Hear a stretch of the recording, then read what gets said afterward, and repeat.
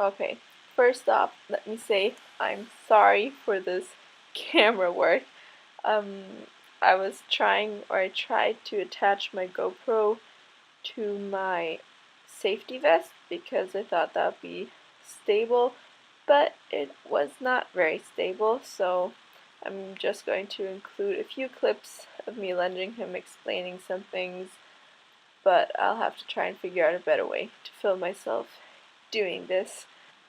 So I'm starting to teach him to turn into me when I walk backwards so we can have a nice easy change of direction. In the walk he's doing it pretty well already. He tends to come a little bit too far in, but at least he's paying attention and doing what I want him to do. So we'll just fine tune that the next couple of lunging sessions, and I'm sure he'll be a pro at it in no time. Good, right. And hard. Oh. Prima. There comes.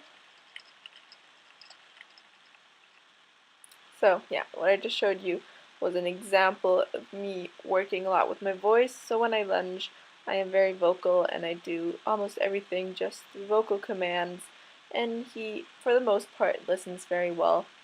It did take a long time to get him to this point, and we're still fine-tuning a lot of aspects. But overall, I'm very happy. Whenever I lunge and I have the room, I don't like to stay on just the one circle, but I actually move throughout the entire indoor, or if I lunge outside, then outside, to get some straight lines into the work as well, because, I don't know, I always feel a little bit bad that the horses have to go in a circle for I don't know how long, so I try to vary that a lot. And here's just a nice example of him starting to stretch downward and using his back correctly, and that is the end goal of me lunging him. So that was good.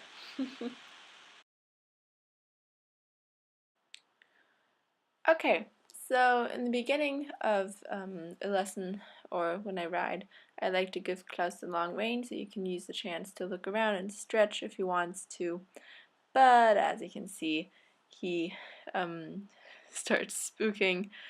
Yeah, it was really nice weather, so I decided to go outside, and we have the privilege of having several different outside arenas, and I usually am always in the same one with the closed fence, because I don't know, I just feel more comfortable riding there in case anything ever happens. Then he's at least in a closed arena.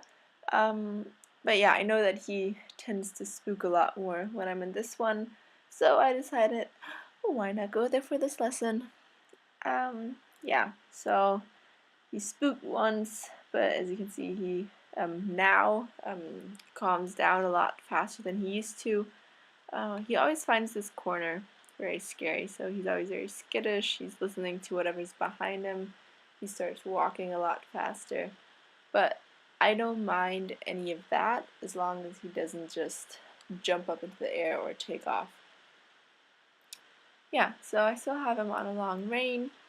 I make sure that he really uses his whole body when he walks. A lot of people, like me included, underestimate the difficulty of walking for a horse, if I put it like that. Um, you have to make sure that they don't just kind of, yeah, lazily like move around, because it doesn't really do anything. You have to actively push them forward, get them moving, and only then is it actually something productive, let's say. Because he was still really anxious around the trees, I decided to distract him by doing some leg yields. These are not perfect, let's put it that way. I was really just focusing on trying to keep him calm and occupied by giving him something to do instead of just walking around on a long rein. So yeah, usually I execute them in a much nicer way. So at this point, another horse decided to join us, or at least go to a different part, a different arena, which distracted him. You can see his ears perking up all the time and lifting up his entire neck to look at the horse. So I decided to distract him by doing some more leg yields, and I was actually really happy with this because he didn't take off as he usually would. He did kind of fight me a little bit because he did not want to do it and instead focus on the other horse. But he did do it, and that's the important part, and he stayed calm. So after that, I just let him on a little bit of a loose rein again and gave him the opportunity to look at what was distracting him, because I think it's completely normal for a horse to be scared of something or anxious and want to look at. I mean, they're horses, they're wild animals. I just need them to be controlled in that situation, so I want him to focus on me uh, when I ask it of him, but I also always give him the opportunity to afterwards then look at what was distracting him. And before he does anything stupid, I decide to just go ahead and trot because he hates walking, and especially if he starts getting anxious, he just doesn't want to walk anymore. And instead of him just continually asking or just starting to trot and me pulling him back uh, at a point where he's relaxed, I ask him forward, and he does as well. He stays calm, he has a nice rhythm, so nothing to complain about here. Usually when I ride, I would start off by using the entire ring and just going around in large circles or large lines to get him warmed up. But since he was very anxious today, I stayed in the upper half or lower half, whatever, of the ring, just so he doesn't have as much of an opportunity to pick up speed. Yeah, when I first started riding him, or when he first started being ridden by me, um, I sometimes spent whole lessons not leaving the lower half because every time he would get straight, he would just start taking off. So this is all a huge improvement for us, and I'm always very happy with his reactions to certain situations now after like, almost 2 years of me working with him. And now in situations where I need to stop and do something, like in this case take off my jacket, I position him in a way that whatever he was finding scary or weird, he can now process it and look at it and do whatever he feels like doing with his ears, face, and direction he looks at. So, yeah. Now that he's already warmed up a little bit, we start a lot more bending and smaller turns. So I like to do a lot of changes of direction just to keep it interesting for him so he doesn't really know what to expect, and to get a bend on both sides and make sure that he is soft and supple in both directions. Here, Klaus, for whatever reason, has another one of his freakouts. So I try to ignore these as best as I can and just continue on with whatever I was doing.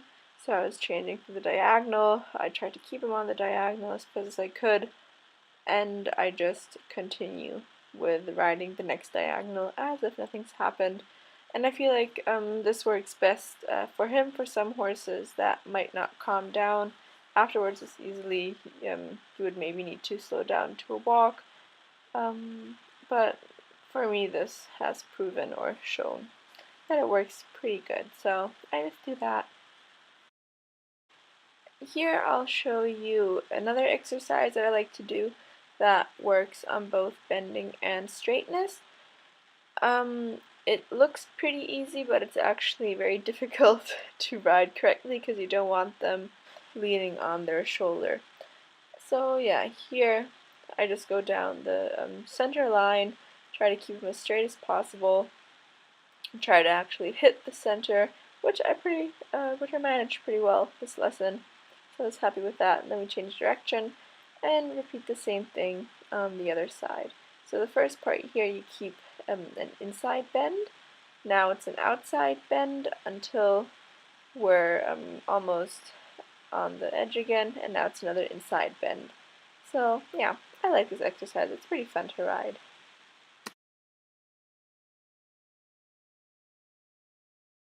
On the canter work, you again start doing a lot of changes of direction, but this time more for me and not for him, because I have to work on riding my lines the way I'm supposed to, and going down into a trot at the exact point where I'm supposed to. So we just repeat this a couple of times until I manage to do it um, in the correct way. This time it's already a lot smoother than the ones before, even though he does have, or he does not have the correct bend necessarily. He could be a little bit more bent to the inside on each direction, and this one was pretty good. He listened very well, he was bent correctly, so we were happy with that. And then we now start a new exercise.